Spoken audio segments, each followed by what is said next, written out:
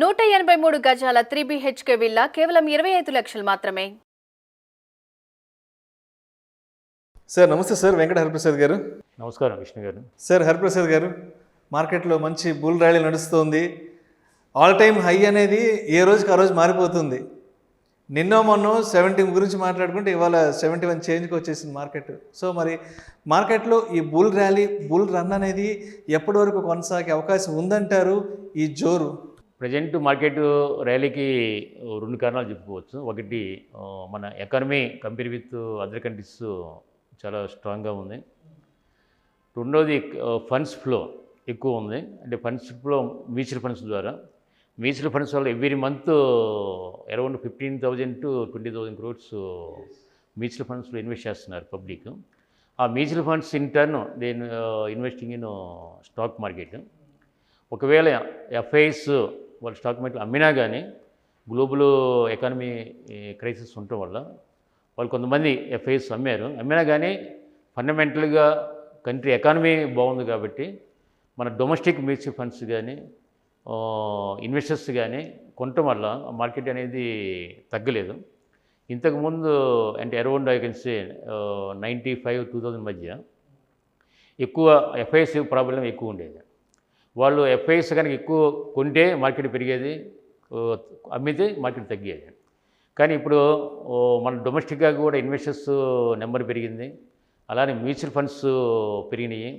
Mutual ఫండ్స్లో పెట్టే investors పెరిగారు. ఒకవేళ ఎఫ్ఐఎస్ డెసిషన్ వాళ్ళు అమ్మినా కానీ మన డొమెస్టిక్ మ్యూచువల్ ఫండ్స్ ఇన్వెస్టర్స్ కొనటం వల్ల మార్కెట్ అనేది పడట్లేదు. So that is one reason. Second reason, ఈ టూ రీజన్స్ వల్ల మన stock market is doing very well.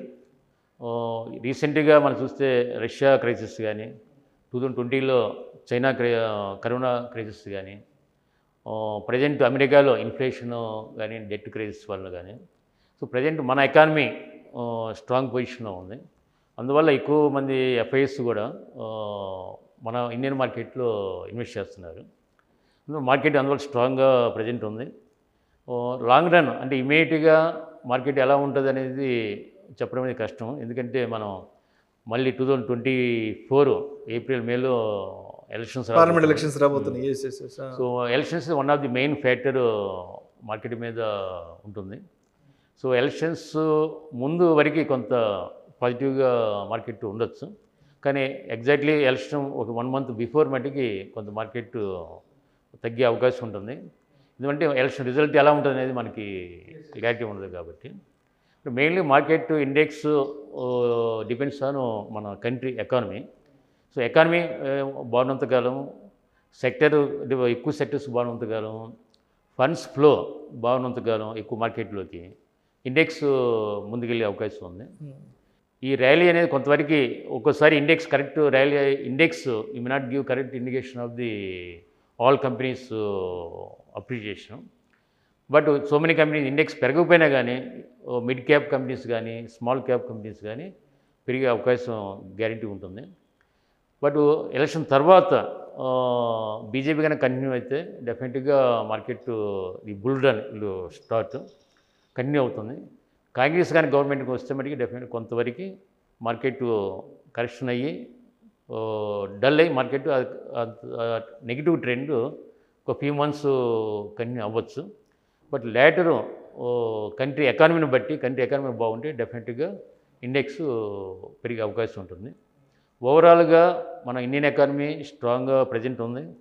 BJP government కనుక కంటిన్యూ అయితే బీజేపీ గవర్నమెంట్కి ఉన్న విజన్ వల్ల ఎకానమీ ఇంకా ఫర్దర్గా బాగుంటుందని, ఎకానమీ బాగున్నంతకాలం మార్కెట్ ఇండెక్స్ పాజిటివ్గానే పెరిగే అవకాశం ఉంటుంది. అంటే నిన్న కూడా సూరత్లో జరిగిన ఒక ఈవెంట్లో ప్రధాని నరేంద్ర మోడీ గారు చెప్పారు, 3వసారి మేమే అధికార పగ్గాలు చేపట్టబోతున్నాం అండ్ ఇండియా కూడా 3rd లార్జెస్ట్ ఎకానమీ కాబోతుందంటూ కూడా వారు కొన్ని కీలక వ్యాఖ్యలు చేశారు మన ఆర్థిక వ్యవస్థకు సంబంధించి.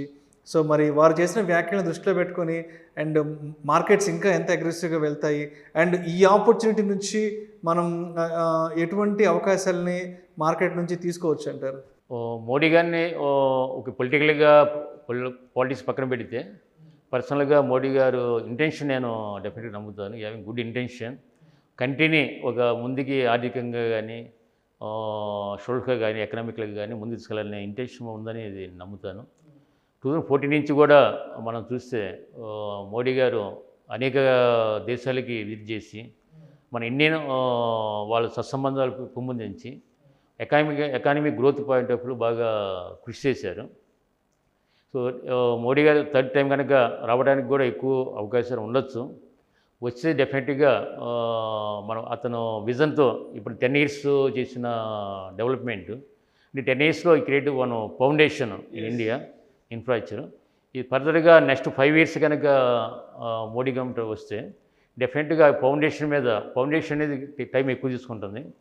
దాని మీద ఫర్దర్గా గ్రోత్ అనేది ఈజీగా ఉంటుంది. Economy another 5 years Modi government ఉంటే గ్యారంటీగా బాగుంటుంది అనే నమ్మకం. ఎకానమీ కనుక బాగుంటే అన్ని కంట్రీస్ కూడా ఇండియాకి వస్తాయి. ఆల్ కంట్రీస్ ఎఫ్ఐఎస్ కానీ అదర్ ఫండ్స్ కానీ మన ఇండియన్ మార్కెట్లో ఇన్వెస్ట్ చేసే అవకాశం ఉంటుంది. ఎప్పుడైతే అదర్ కంట్రీస్ ఫండ్స్ కనుక ఇన్వెస్ట్ చేస్తే స్టాక్ మార్కెట్లో న్యాచురల్గా మార్కెట్ ముందుకు వెళ్ళే అవకాశం ఉంటుంది. సో అయితే ప్రస్తుతానికి మార్కెట్స్ అంతా ఆల్ టైమ్ హైలో ఉన్నాయి కాబట్టి మరి రిటైల్ ఇన్వెస్టర్స్ అనేవాళ్ళు మార్కెట్ ఆల్ టైమ్ హైలో ఉన్నప్పుడు ఎటువంటి డెసిషన్ మేకింగ్ తీసుకోవాలి అంటే డూస్ అండ్ డోనాట్స్ ఏముంటాయి ఈ టైంలో? ఎక్కువ మార్కెట్ హై ఉన్నప్పుడు ఎక్కువ మంది ఇన్వెస్టర్స్ వస్తారు. మార్కెట్ హైగా ఉన్నప్పుడే ఇండెక్స్ ఎక్కువగా ఉన్నప్పుడే రిటైల్ ఇన్వెస్టర్స్ చాలా జాగ్రత్తగా ఉండాలి. సో నా 37 years అనుభవం ఏంటంటే ఎవరు కూడా బేసిక్గా స్పెక్యులేషను లేకపోతే డే ట్రేడింగ్ అనేది చేయొద్దని చెబుతాను. నాకు తెలిసినంతవరకు ఎవరు కూడా డే ట్రేడింగ్లో కానీ స్పెక్యులేషన్ కానీ ఎవరు ఇంతవరకు సంపాదించలేదు. కాకపోతే రీసెంట్గా టెక్నాలజీ పెరగడం వల్ల ఆల్గరిథం అలా టెక్నాలజీ వల్ల కొంతమంది ఆ టెక్నికల్గా గ్రాఫ్స్ ద్వారా కొంతమంది సంపాదించి ఉండవచ్చు. బట్ ఓవరాల్గా మై సజెషన్ గ్యామ్లింగ్ లాంటి కానీ డే ట్రేడింగ్ కానీ స్పెక్యులేషన్ కానీ చేయకూడదు. ఎప్పుడైతే మార్కెట్ బాగా పెరిగిందో ఇండెక్స్ కొన్ని సెలెక్టివ్గా మనం కన్జర్వేటివ్గా అప్రోచ్ ఉండాలి. వెరీ ఫ్యూ సెక్టర్స్, మంచి మేనేజ్మెంటు, ఫండమెంటల్ స్ట్రాంగ్గా ఉన్న కంపెనీస్ ఏవైతే ఎక్కువ రేటు పెరగని షేర్స్ ఉంటాయో స్టిల్ కొంత షేర్స్ అండర్ వాల్యూ ఉంటాయి. అలాంటి షేర్స్ని సెలెక్ట్ చేసుకొని జాగ్రత్తగా ఇన్వెస్ట్ చేయాలి. So we should not go along with market. Thank you so much Venkata Hariprasad గారు. మార్కెట్స్లో ఈ బుల్ ర్యాలీ అనేది ఎప్పటి వరకు కొనసాగే అవకాశం ఉంది, మార్కెట్ ఆల్ టైమ్ హైలో ఉన్నప్పుడు రిటైల్ ఇన్వెస్టర్స్ అనే వాళ్ళు ఎటువంటి జాగ్రత్తలు తీసుకోవాలనే అంశం గురించి మీ విశ్లేషణ ద్వారా ప్రేక్షకులకు చాలా చక్కగా తెలియజేశారు. Thank you so much sir. Thank you అండి. Thank you.